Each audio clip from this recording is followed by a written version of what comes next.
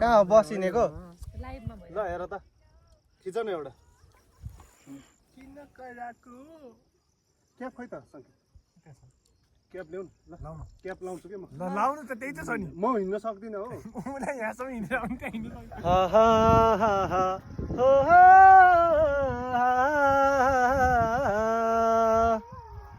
आए माता खैजडीको तालै सुनेर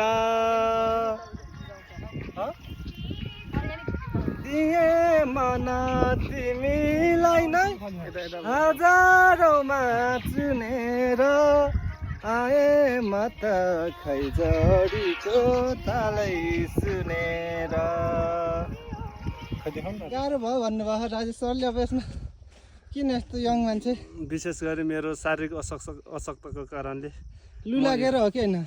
लु त के लाग्ने हो र गु चाहिँ लाग्यो तेरि यो त समस्या भयो त अनि।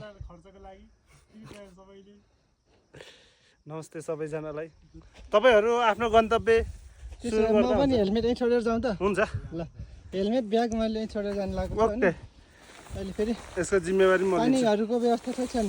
पानीको त उ त्यहाँ कुलो छ भैँसीले पानी खान्छ त्यसले गरेर गयो म त चिया भइसक्यो होइन। यो कुलो पानी अहिले खानुपर्छ। ल ल छु त है त। ल ल हामी अहिले आउँछौँ। ल ल ल यहाँ फेरि हाम्रो यहाँ साङ्कितजी बस्नुभयो। ल अब भन्नुहोस् केही।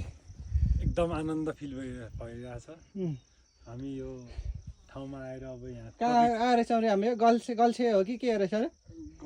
गल्छे नै हो होइन। अनि अहिले हामी भेडा फार्ममा पस्छौँ।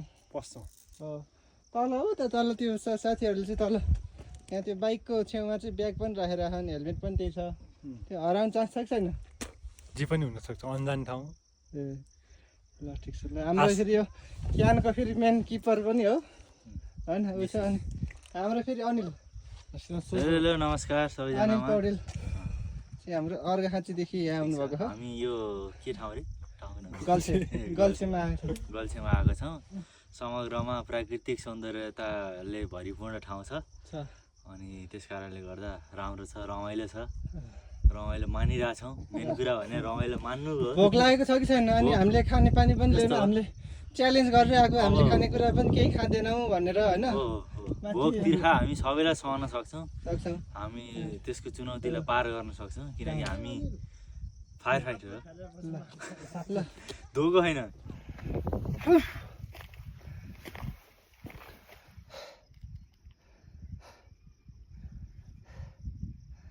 स्या भयो त अनि